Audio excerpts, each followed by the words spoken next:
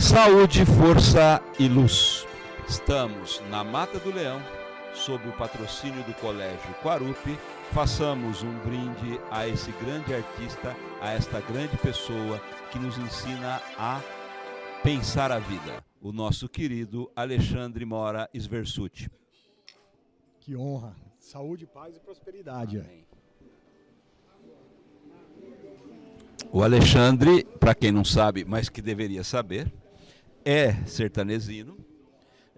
O Alexandre tem sua obra vista no mundo inteiro e a gente vai tentar entender como que ele, esse sertanezino, conseguiu passar para todo o mundo, e mostrar essa sua obra maravilhosa. Começamos falando do Alexandre criança. O que você fazia aqui em Sertãozinho?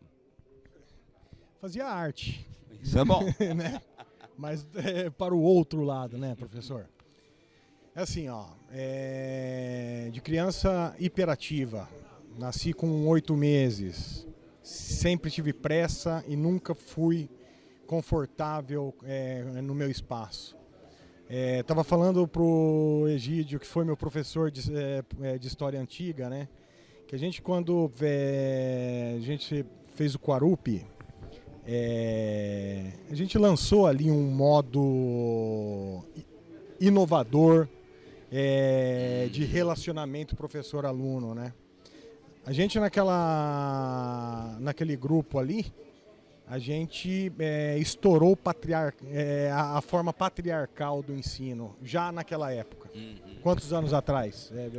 20 e tantos anos. 20 e tantos anos atrás, e a gente já fazia essas coisas. Sim. Entendeu? E você vai ver do pessoal que estudou junto com a gente, as cabeças, né? Sim, que saíram dali para fazer coisas interessantes, são impressionante. Eu acho que isso também acaba sendo um pouco reflexo do que a gente vê na cidade, como estrutura, como inovação, como empreendedorismo, né? A cabeça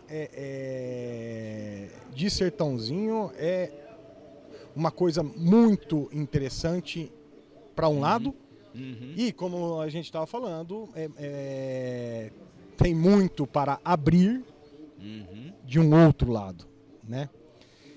Eu falo para os italianos ali, porque os italianos, eu moro em Savona, né?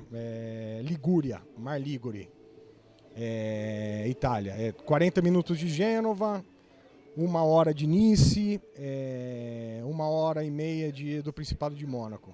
É um ponto muito estratégico.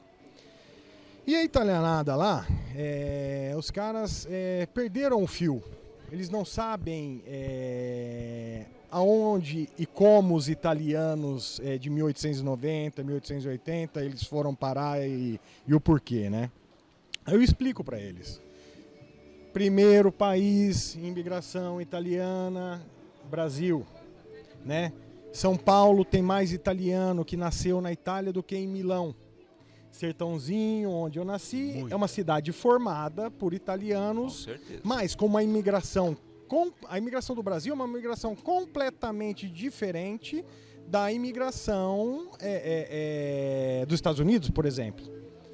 Estados Unidos foi uma imigração mais do sul, né, com que chegou também a força da máfia. Aqui a gente teve mais o pessoal do norte, os empreendedores, o avanço família, total. Né? A questão da cultura, da família. E aí você vê a diferença. Aí, nesse contexto aqui da tradição, família e propriedade, você tem os dogmas e valores que, na minha infância, foram muito marcados. Eu vejo hoje que eu tenho muitos amigos que eles têm os mesmos amigos que vêm do bisavô, do avô, do pai, entendeu? E tudo que é novo assusta, né? Entendeu? Será? É só uma questão de treino. É que nem fazer ginástica, né? Se você não faz nada, amanhã você levanta 50 quilos, você não vai conseguir mexer o braço.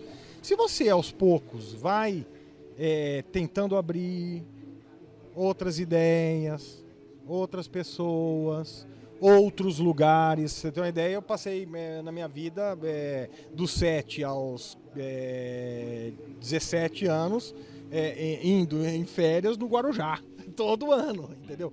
É uma... né? De qualidade, mas rotina. De qualidade, mas uma rotina que, em certo modo, acaba virando até uma prisão, no meu ponto de vista. Né? Não, e uma prisão. E aí você começa a pensar. E no meu jeito de sempre tentar pensar além, de tentar quebrar esquema, que isso é inerente ao meu modo de ser, né? Eu fui buscar. O que eu tenho que fazer para chutar a porta e sair do casulo? O que eu tenho que fazer? O que eu tenho que fazer?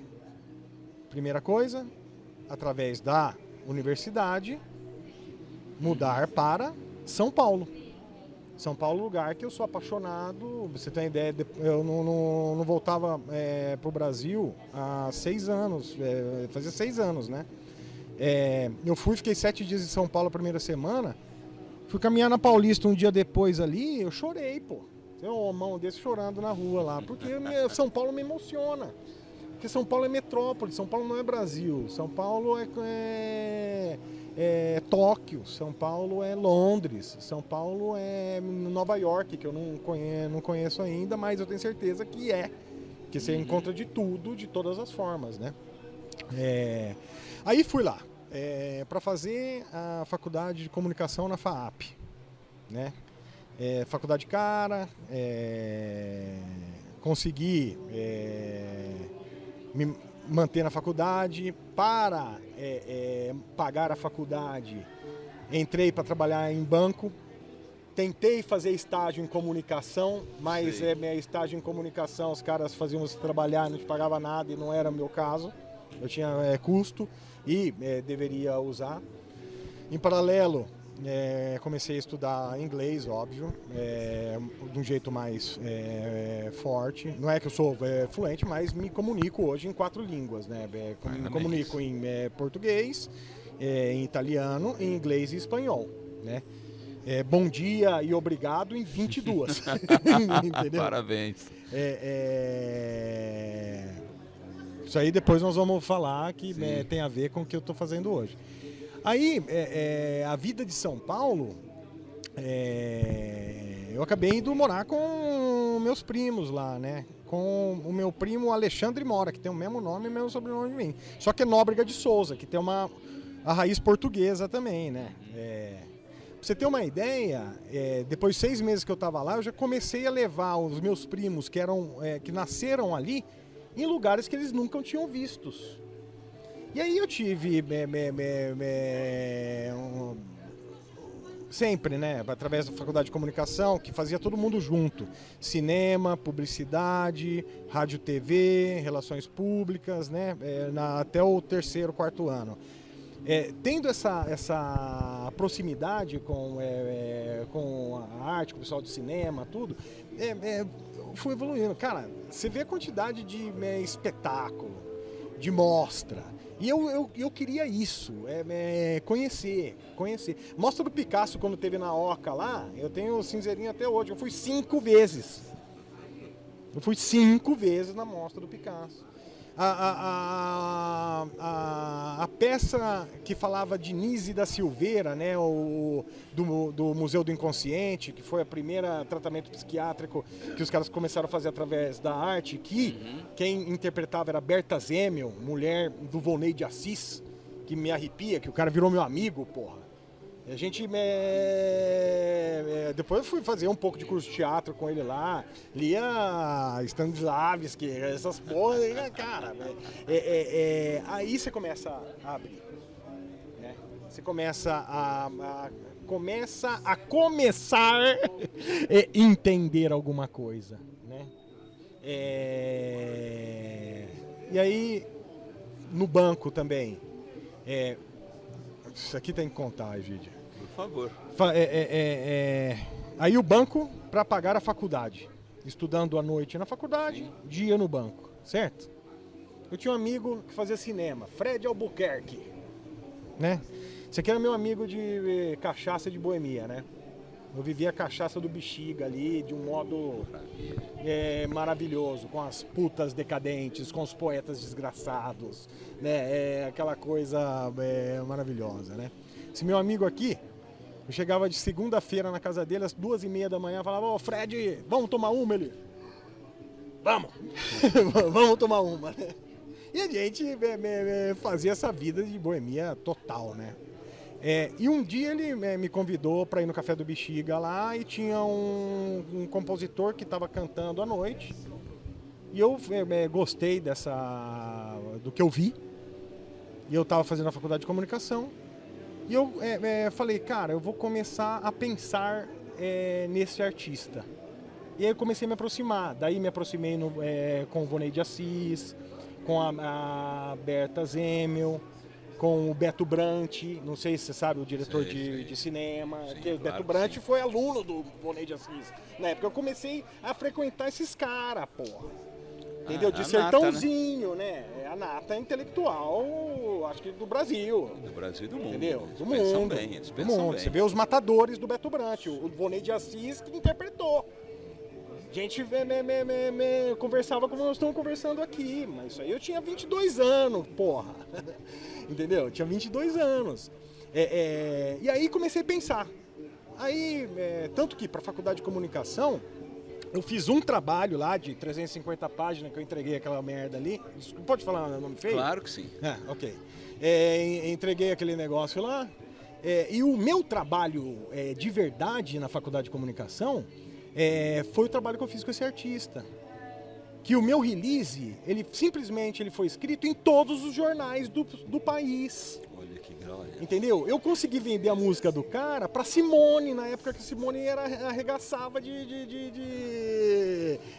fazer sucesso. Hoje você perguntar pro meu sobrinho quem que é Simone, não conhece nem a pau. Mas é assim. Isso aí também, isso aí junto com o banco. Tá? Porque no banco eu entrei como caixa, depois de 1 ano e meio fazendo a faculdade, vi uma possibilidade, porque eu só pensava em viajar, né? Eu falava, porra, tô fazendo caixa, vou trabalhar no banco para pagar a faculdade, mas se tiver alguma coisa que eu possa trabalhar para viajar, é lá. E aí viram uma coisinha lá no marketing do banco. Eu entrei para fazer na seleção, tinha uma porrada de gente para 2 vagas. Aí sabe aquelas pessoas que entram na sua vida só para dar o degrau e depois desaparecem? Tem um monte, né? Os milagres, né? Uhum. E eu vi tantos milagres, né? Esse cara aqui falou, pô, você tá com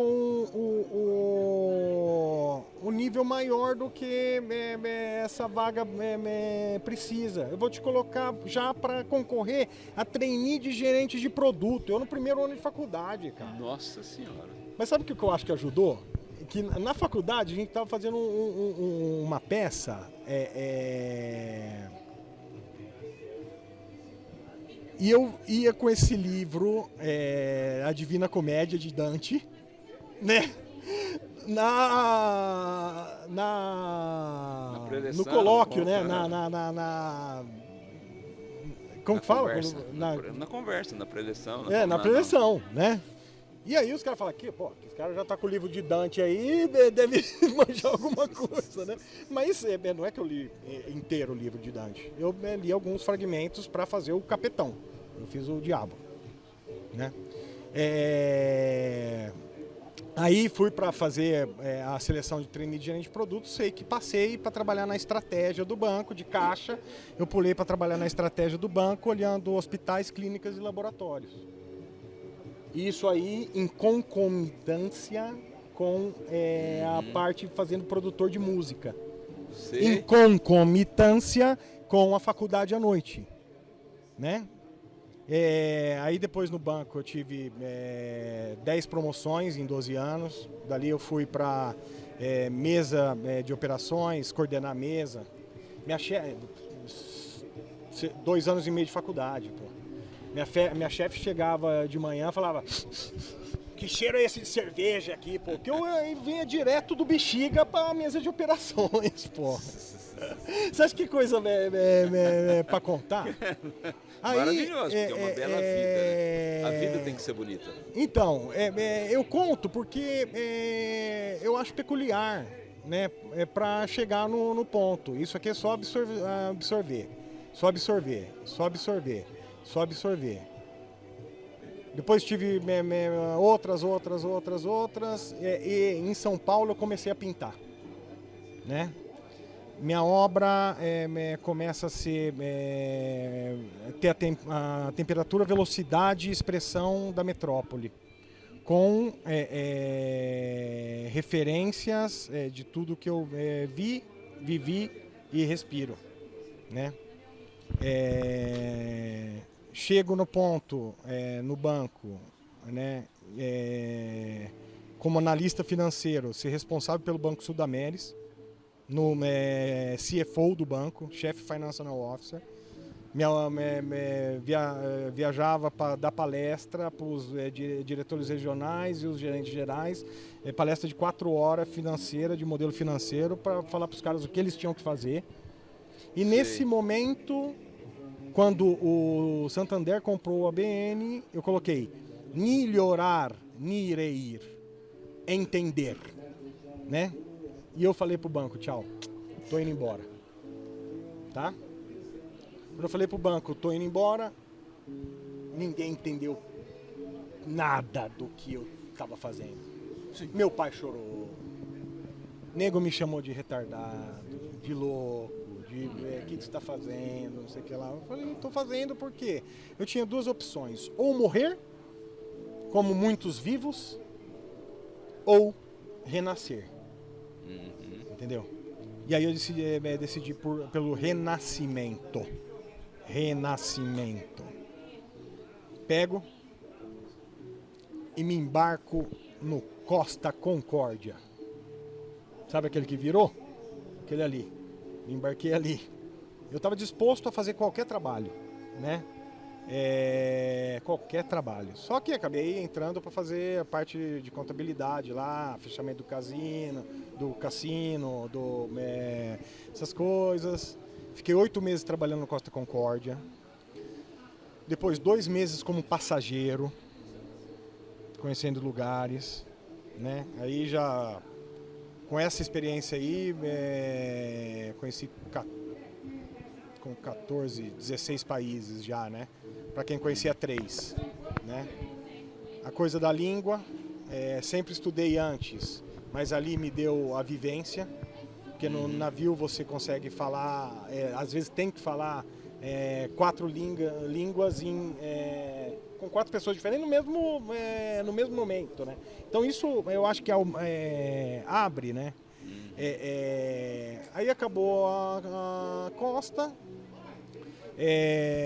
saí com o bilhete, os caras me deixaram em Roma para voltar pro Brasil. Sabe o que eu fiz? Eu já tinha deixado tudo minhas fardas, as coisas dentro do navio, né?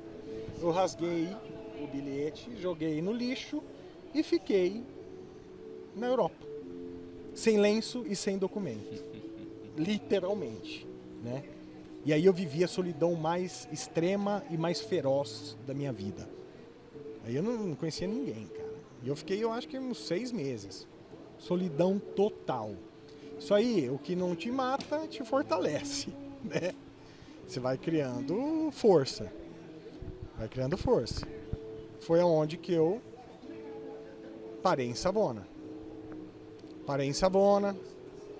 E aí eu tava com a ideia de fazer, tipo, tudo aquilo que eu tinha vontade de fazer, e eu tava vendo que o banco tava comprando a minha alma, né? Eu falo que eu já saí. Entrei no caldeirão do inferno lá com o banco e já consegui sair, pelo tempo e pelas coisas que eu fiz, né? Porque o mercado é uma coisa muito dilacerante, né?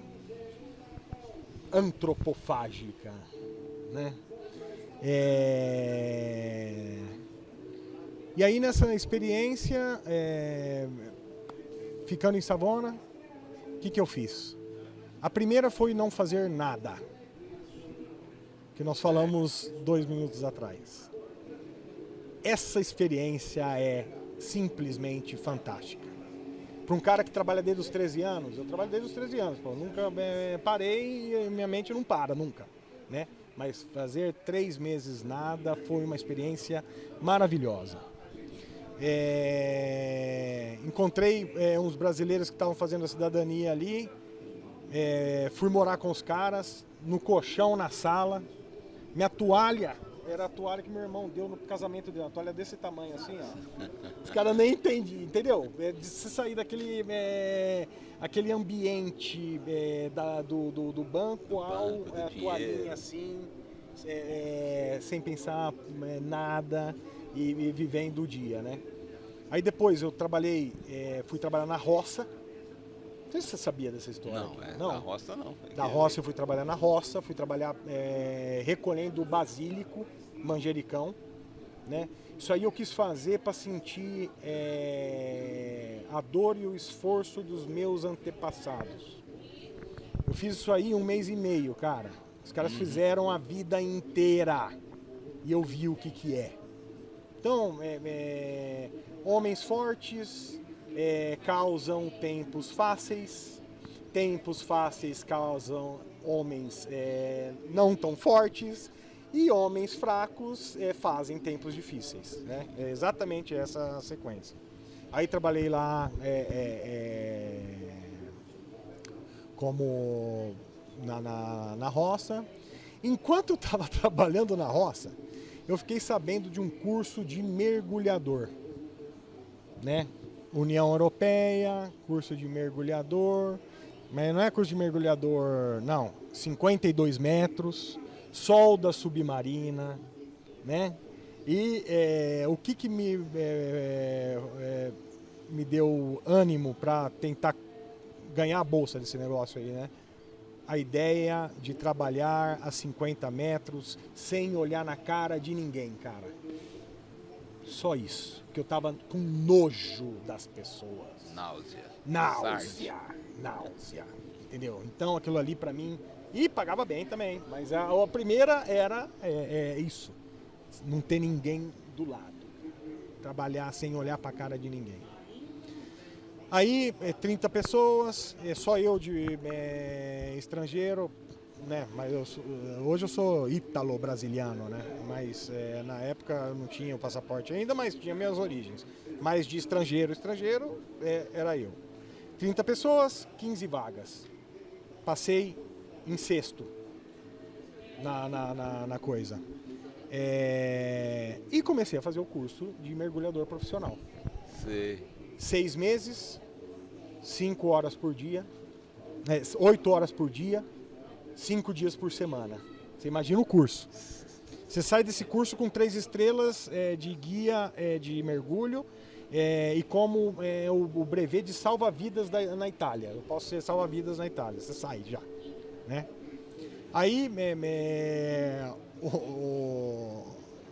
o estágio foi na Sardenha, na ilha de Sardenha, que o cara tem que ter um rabo para fazer um estágio na Sardenha, cara. Sair de Sertãozinho, você vai fazer um estágio na Sardenha, é um paraíso aquele negócio lá, né? Em arqueologia marinha. Você imagina um negócio desse? 6 horas por dia no lodo. Aí você vai gostar. Sabe o que eu fiz? Recuperei uma ânfora de 2000 anos que os fenícios deixaram ali naquele sítio arqueológico. 2000 anos. Eu recuperei o negócio, entendeu? O cara que me deu o estágio lá, ele morreu, o irmão dele morreu. Sabe, esse cara fica louco, que começa a descer com 3 bombas, vai 100 metros e tal, os 2, pra você ter uma ideia. Meu padrinho de casamento, que eu fiquei na casa dele, que fez o curso comigo, hoje ele trabalha na Líbia como mergulhador. E eu poderia ter ido com ele, se eu quisesse, né? Aí acabei o curso.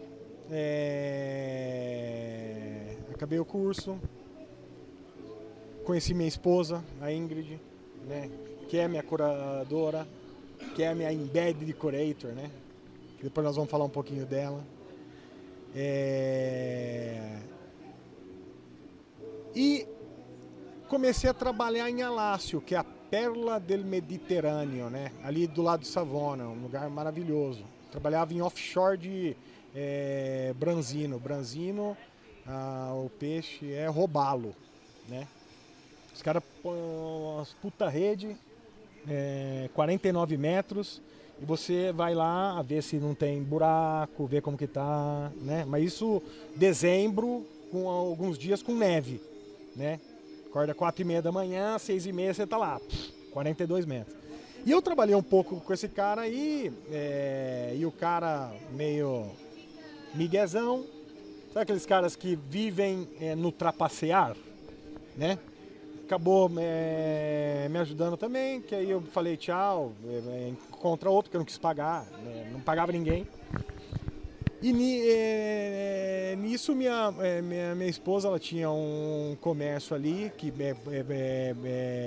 cuidava dos marinheiros, né? Serviço para marinheiros. Eu estava sem fazer nada, e a gente começou a repensar esse comércio. Era uma portinha, né? Tinha internet point, tinha um mercadinho para os marinheiros. Isso aí o pai dela que inventou. O pai dela depois foi para Roma, abriu um enorme, tudo, mas as coisas mudam, né? A vida é muito... não tem nada estático. E a gente começou a repensar essa coisa. De novo, as pessoas que chegam para te levar para outros níveis e desaparecem, né? Na época, a gente tinha cabine telefônica, né? O pessoal fazia ligação internacional por cabine telefônica. Foi quando começaram a lançar o chip internacional. Você coloca no celularzinho ali e começa a ligar para a casa do seu celular, né? Nós tivemos uma visita de um comercial da TIM, né? No botequinho, né? Savona, a gente estava de frente para o porto. Na época recebia dois navios, né? Por dia. Cada navio 4.500 pessoas, mais 1.000 trabalhadores, né? Então, cada dia, 9.000 pessoas ali na frente da gente. Só que de cliente, 3.000, né? Que são os caras que trabalham. E a gente começou a fazer uma experiência para vender esses chips, né? Itália, se você for lá na Itália, principalmente em Savona, se você entrar numa loja de um sabonês, muito provavelmente ele não vai te atender. Como se a obrigação fosse sua, entendeu? Muito provavelmente ele não vai falar inglês, muito provavelmente eu tinha muita coisa para fazer porque tinha esse retrato. E aí, falando outras línguas, minha mulher também, minha mulher fala norueguês, espanhol, francês, inglês, italiano e português agora, né? Filha de jogador de xadrez, filha de pintora também que fala outras 5 línguas. Então os pontos de referência vão crescendo, né? Começamos a vender esses chips. As pessoas que trabalhavam, eu fiz um Excel lá, eu sabia quem comprou de mim. Quem comprou tinha assistência, quem não comprou ia procurar onde comprou. O nego começou a quebrar os chips de onde comprava para ter assistência minha. Com o botequinho ali, nós somos 3, 4 vezes o centro TIM que mais vendeu do Nordovest da Itália e uma vez o centro TIM que mais vendeu chip da Itália nessa brincadeira aí. Só que quando a gente estava nessa loja, eu já estava pensando, vamos pensar que o porto exploda, a gente morre? Ok. 2 anos antes. Tem esse ponto que hoje onde é a galeria de arte, né? Na esquina, eu comecei a pensar 2 anos antes do aluga-se.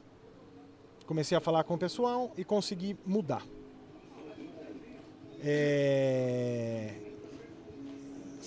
Essa loja ela foi estruturada já para pegar o navio, mas pensando na cidade. Que eu sabia que poderia acabar, como hoje não existe mais. Com pandemia, com os negócios, não tem mais porto, cara. E nós estamos vivos porque eu pensei 2 anos antes do Alugas. Tá?